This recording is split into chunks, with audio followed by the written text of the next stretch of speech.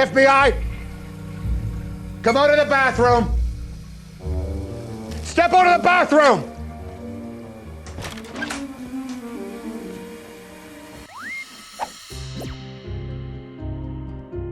Hello and welcome to our channel. Get ready to sharpen your English skills with a captivating scene from Catch Me If You Can. In just a few minutes, you'll dive into a scene where Frank Abagnale, played by Leonardo DiCaprio, will use nothing but his words and quick thinking to outsmart an FBI agent, played by HANKS. By the way, the word outsmart is available for vocabulary practice in the exclusive deck of flashcards that we created for this lesson. As soon as you finish watching the video, go in the description below and click the link using your phone. You will be redirected right into the Real Life English app, and if you have it downloaded, you'll start your vocabulary practice right away with your first free deck. Later in the lesson, I'll show you how it works. And if you are new here, welcome aboard. Thank you so much for joining us, and remember to subscribe and hit the bell down below, because every week we create lessons just like this one to help you understand your favorite movies and TV series without getting lost, without missing the jokes, and without subtitles. Now we'll watch the clip with the subtitles. Then you will learn all of the most important vocabulary, grammar, and pronunciation. And finally, at the end of this lesson, you will check your comprehension by watching the clip one more time without subtitles and answering some of our quiz questions. So let's get started.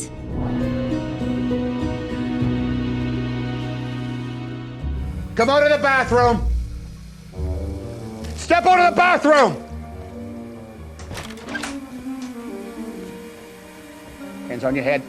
You know that's the new IBM Select trick. Put your hands on your head. Change the print type in 5 seconds. Shut up. Pop out the ball. Put your hands on your head. Put your hands. You know he's got over 200 checks here. Hands of India on Inc, your head. Drafting. He even has little payroll envelopes addressed to himself. From Put it down. Drop it. Relax. You're late. All right. My name's Alan, Barry Allen, United States Secret Service. Your boy just tried to jump out the window. My partner has him in custody. I don't know what you're talking about.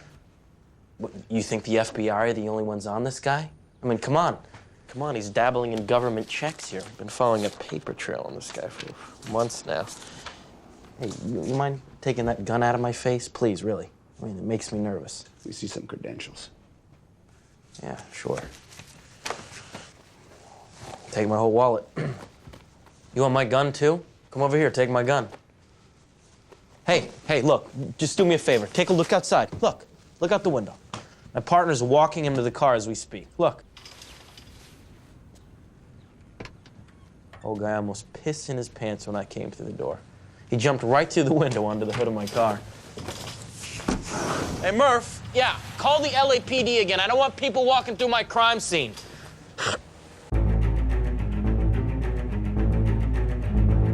In the scene, the FBI agent bursts into an apartment, confident that he's about to catch the young criminal. However, Frank pretends to be a Secret Service agent. Since Carl, the FBI agent, has never seen Frank before, he falls for the trick, allowing the criminal to escape once again. You know, he's got over 200 checks here. Hands of India on Inc, your head. Drafting. He even has little payroll envelopes addressed to himself. From Put it down. Drop it. Relax. First of all, you might ask, why is it India Inc, not Indian Ink, like Indian spices or Indian tea, for example? The name India Inc comes from its historical origins. It was first created in China, but the materials used to make it were exported through India, so the name stuck as India Inc. Well, here's the ink. Artists use it to create images, and it's a liquid commonly used for writing or printing. Frank used India ink because it's known for its long-lasting quality and richness, making it ideal for things like drafting, which is creating drafts or sketches, or, in Frank's case, making fake checks. I got right to work on creating the perfect hair dye.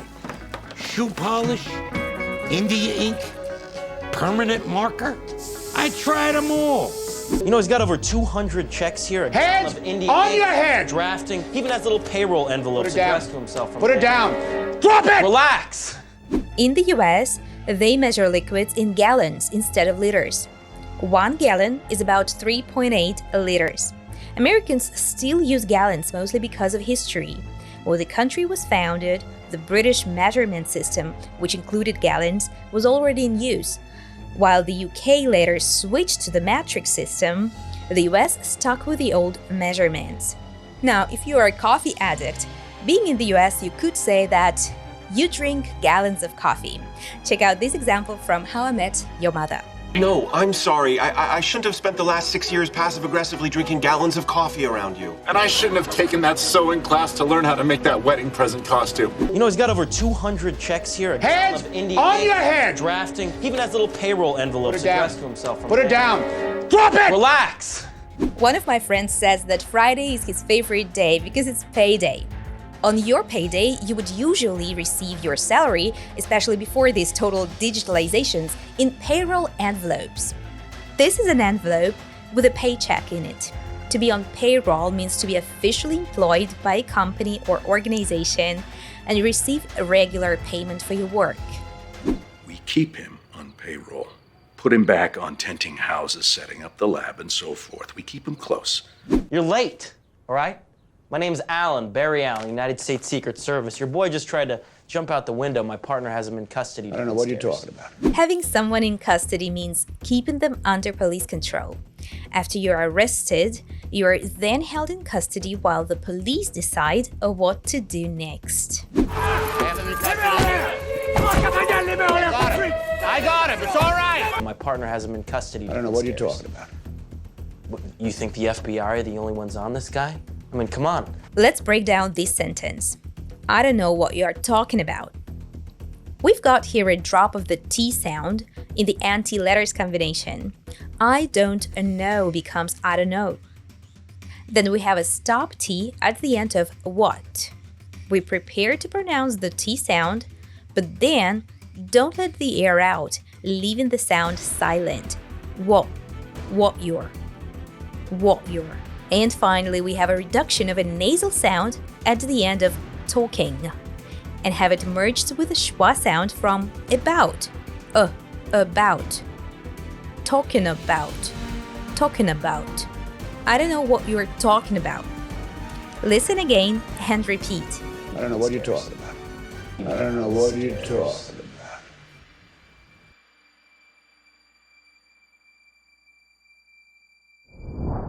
Has it happened to you that you got a chance to have a real English conversation and practice your speaking with someone? You feel that excitement that you want to ask many questions and you also want to share about your last travel.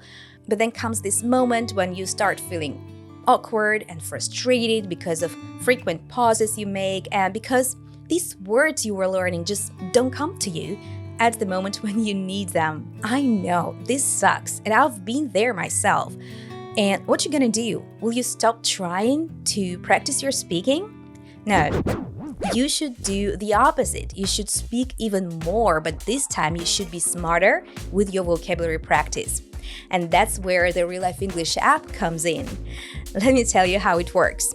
On the app, you will find this video and also our podcast videos with interactive transcripts. That means that you will be clicking on unfamiliar words and checking their meanings. But the best part is, we create flashcards, deck of flashcards for each lesson on the app, covering all the most important vocabulary for you to have this vocabulary practice and never forget a word you are learning. Practicing just 10-15 minutes a day will help you transform these new words from your short-term into your long-term memory, and the spaced repetition software that we built into our app will make this process efficient because those difficult words that you can't remember somehow will be appearing for you at spaced intervals at the moments when you're about to forget them, so they'll stick with you forever eventually. I highly recommend you check it out. The app is free to download. Simply search for Real Life English in Google Play or Apple Play Store or use the link we left in the description under this video. I would really want you to try it and let me know how was your experience. You think the FBI are the only ones on this guy? I mean, come on. Come on, he's dabbling in government checks here. I've been following a paper trail on this guy for months now. When you dabble, you try it out, you experiment. For example, you may dabble in painting, but not be a professional artist. In the context of this clip, it means being involved in something you shouldn't be doing. Frank is dabbling in or involved in making fake government checks. I mean, come on. Come on, he's dabbling in government checks here. Been following a paper trail on this guy for months now. Picture yourself taking a walk in nature.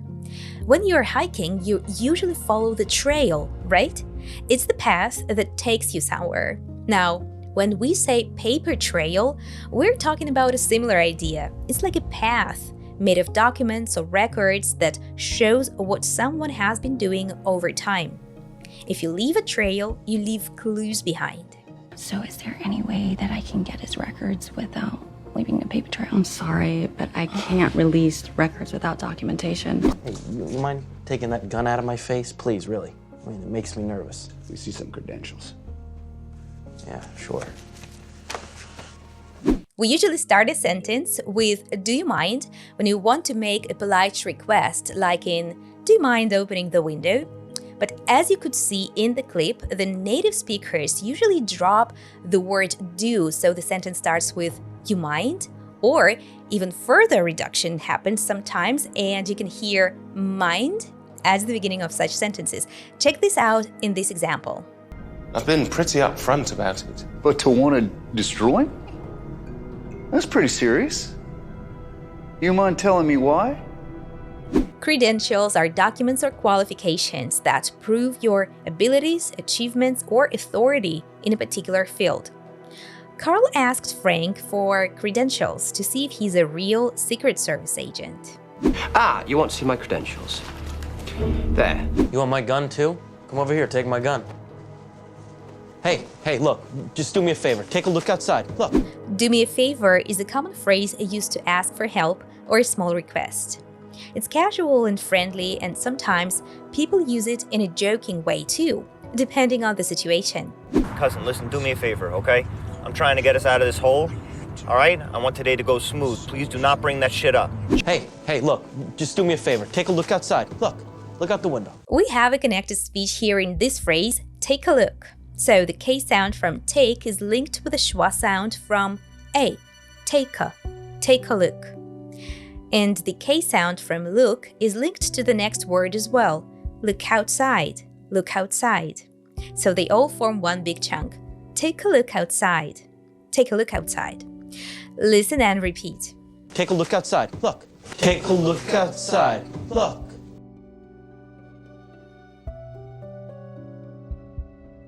Old guy almost pissed in his pants when I came through the door.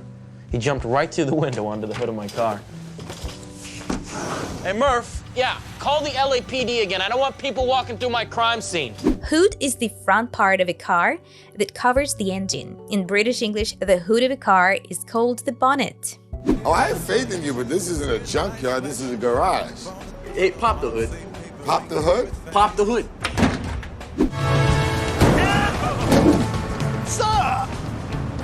I'm on the bonnet! Get in the car, sir! Hey, Murph. Yeah, call the LAPD again. I don't want people walking through my crime scene. LAPD stands for Los Angeles Police Department. You'll probably hear it mentioned a lot in movies and TV shows set in LA or Los Angeles. LA and LAPD are acronyms, words made by taking the first letters of a phrase and putting them together. Alright guys, now let's watch the second part of the clip and see if the FBI agent is able to figure out that Frank is fooling him by pretending to be someone else.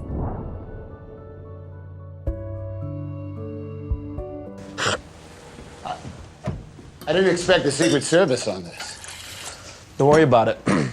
Well, what's your name? Hanratty. Carl Hanratty.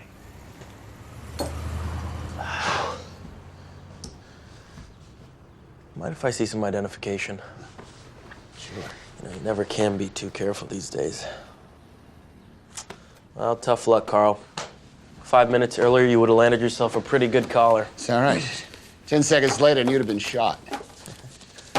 Mind if I come downstairs with you? I gotta take a look at this guy. Sure thing. Just do me a favor and sit tight for a second while I get this evidence downstairs. You know, I don't want some maid walking through here and making the bed. LAPD should be here any sec. Wait.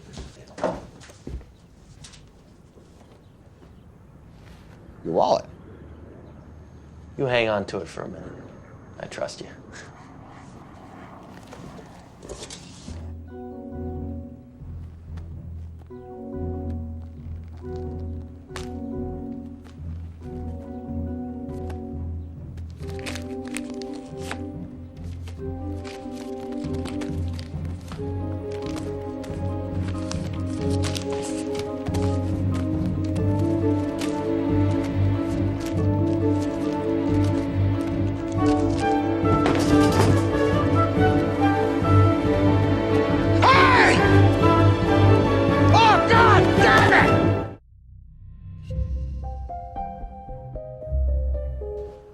Mind if I see some identification? Sure. You never can be too careful these days. Identification is something that shows who you are, like an ID card. If you remember in the previous part of the clip, we had the word credentials. So what's the difference between these two words?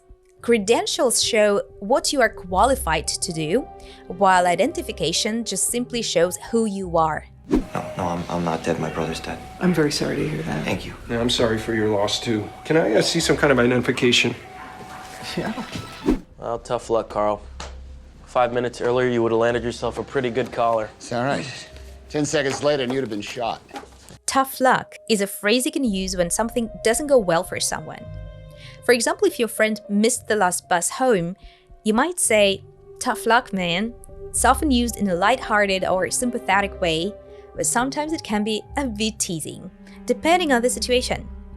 Take this scene, for instance. No, not beer. Prosecco. But I hate Prosecco. Well, tough luck. Lucinda loves it. In police jargon, collar is a casual way to refer to catching or arresting someone. Somebody made a collar. I'm not loving you talking about my butt bounce, but also, hell yeah, someone collared a big dog. Woof, woof. So to land a collar means to successfully arrest a criminal. You've probably heard the word land in the phrase land a job, meaning to successfully get hired. In this case, land a collar works the same way, but it means making a successful arrest.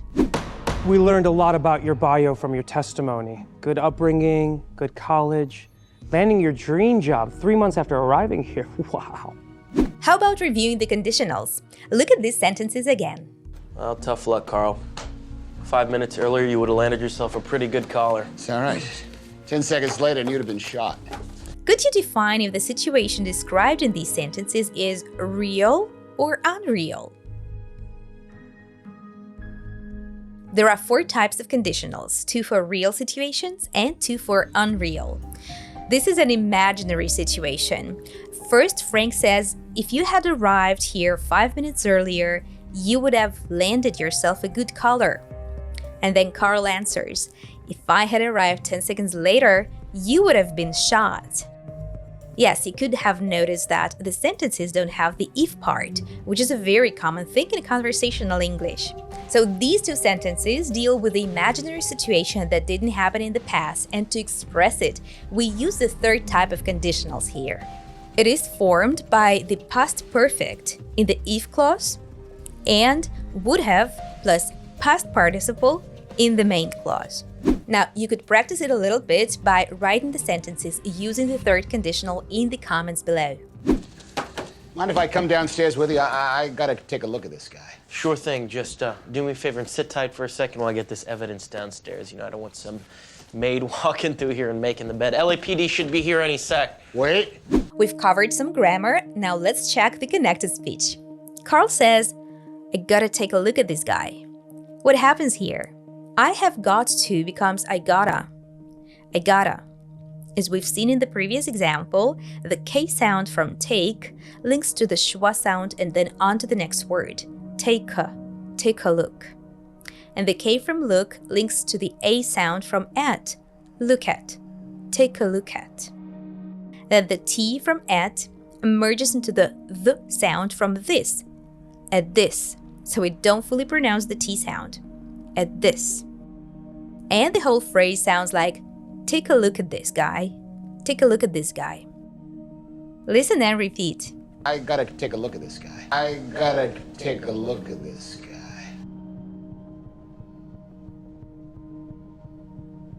Sure thing, just do me a favor and sit tight for a second while I get this evidence downstairs. If you ask someone to sit tight, you tell them to wait and stay where they are. This is important.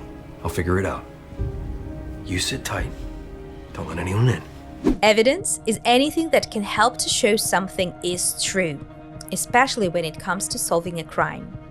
For example, in a detective show, you might see the police find fingerprints or a clue at the scene, and that's what we'd call evidence. It helps them figure out who did it or what really happened. A person who cleans rooms or houses used to be called a maid, but nowadays we usually use the word housekeeper or housekeeping as a service in a hotel. I'm placing an ad for a housekeeper. Housekeeper? Why do you need a housekeeper? I need someone to be there when the children get home from school, to clean, possibly start dinner. Your wallet. You hang on to it for a minute. I trust you. Hang on to it is just a casual way of saying keep it for now. For example, if someone lends you a book or a jacket and says you can hang on to it, they're saying you can have it until you need to return later. So it's the same as saying no rush, you can keep it for now. You just hang on to this tape. Oh, no. No, you said we were just going to talk to her. We are. This will help. I hope you enjoyed the lesson and learned a ton with us today. And now it's time for a test.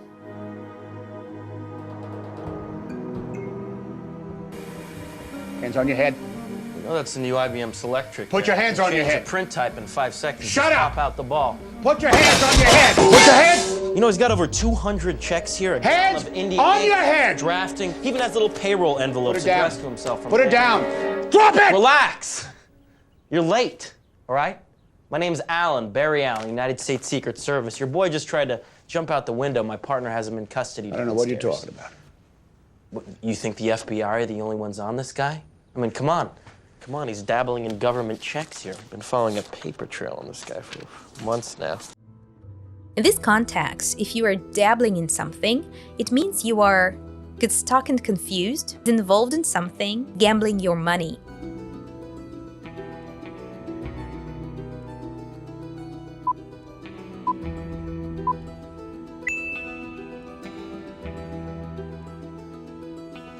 Hey, you mind taking that gun out of my face? Please, really. I mean, it makes me nervous. Let me see some credentials. Yeah, sure. Take my whole wallet. You want my gun, too? Come over here, take my gun. Hey, look, just do me a favor. Take a look outside. Look out the window. My partner's walking him to the car as we speak. Look. Old guy almost pissed in his pants when I came through the door. He jumped right through the window onto the hood of my car. Hey, Murph, yeah, call the LAPD again. I don't want people walking through my crime scene. Show the part of the car that's called the hood.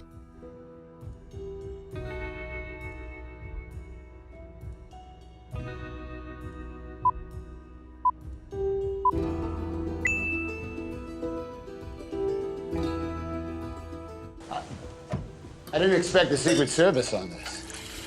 Don't worry about it. Well, what's your name? Handready. Carl Handready.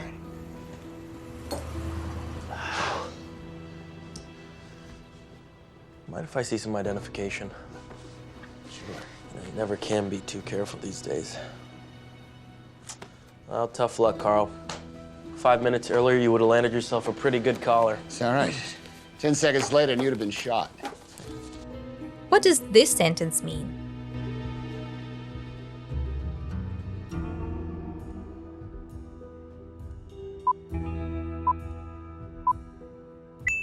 It means that if the FBI agent had arrived earlier, he could have arrested the guy himself.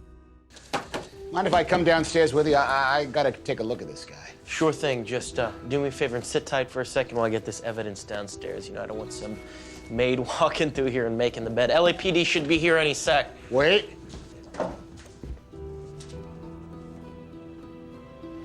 Your wallet. You hang on to it for a minute. What does it mean to sit tight, and why does Frank ask the FBI agent to sit tight? It means to relax and wait without taking action, sit in a very comfortable position, move quickly and take action.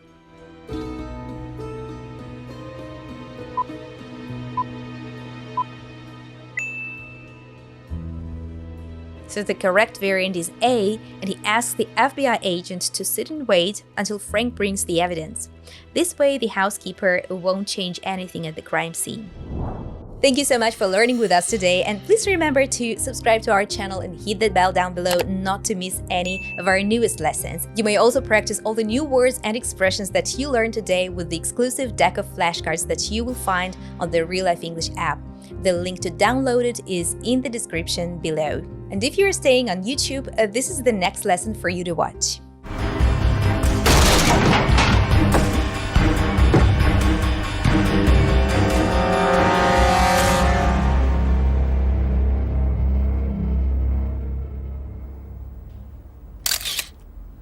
Do you think he lost a lot of money? I mean, suicide is pretty common among city boys. We don't know that it was suicide. Come on. The door was locked from the inside. You had to climb down the balcony. Been away 3 days, judging by the laundry.